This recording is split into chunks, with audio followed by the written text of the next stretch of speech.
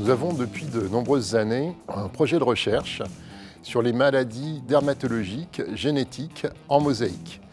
Ces affections sont particulières car elles sont reconnaissables sur la peau du fait de leur disposition, en particulier une disposition linéaire qu'on appelle les lignes de Blaschko.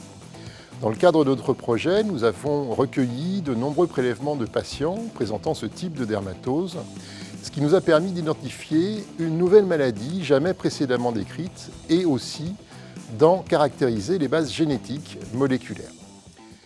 Les patients atteints de ces affections ont été reconnus parce qu'ils avaient des caractéristiques très semblables, en particulier cette atteinte cutanée linéaire, mais aussi des troubles dentaires, des troubles oculaires, des troubles des extrémités. Effectivement, en analysant ces patients grâce au séquençage d'exomes, séquençage à haut débit, nous avons pu mettre en évidence une mutation identique chez les deux premiers patients, mutation identique dans le gène ROA. Cette mutation a par la suite été retrouvée chez d'autres patients de la cohorte et nous avons pu faire étudier les conséquences cellulaires de cette mutation. La grande difficulté des maladies génétiques en mosaïque, c'est que les mutations que nous suspectons ne sont présentes que dans une petite partie des cellules du patient. Il nous faut donc une technique très sensible pour les détecter. À Dijon, nous utilisons pour cela le séquençage haut débit, en particulier le séquençage d'exomes.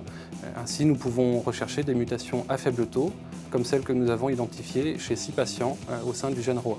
À partir de ces informations, ceci nous ouvre des perspectives, en particulier sur d'éventuelles possibilités thérapeutiques, puisque par ailleurs, au sein de la Fédération hospitalo-universitaire Translad, nous travaillons également sur les essais thérapeutiques que l'on peut proposer à ces patients atteints d'affections dermatologiques en mosaïque.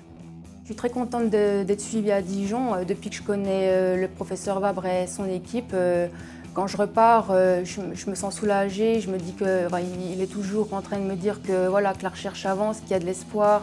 Parce qu'avant ça, on n'avait pas de nom sur la maladie, on n'avait pas le nom du gène. Maintenant, tout ça, on le connaît, ça y est, donc on va pouvoir avancer.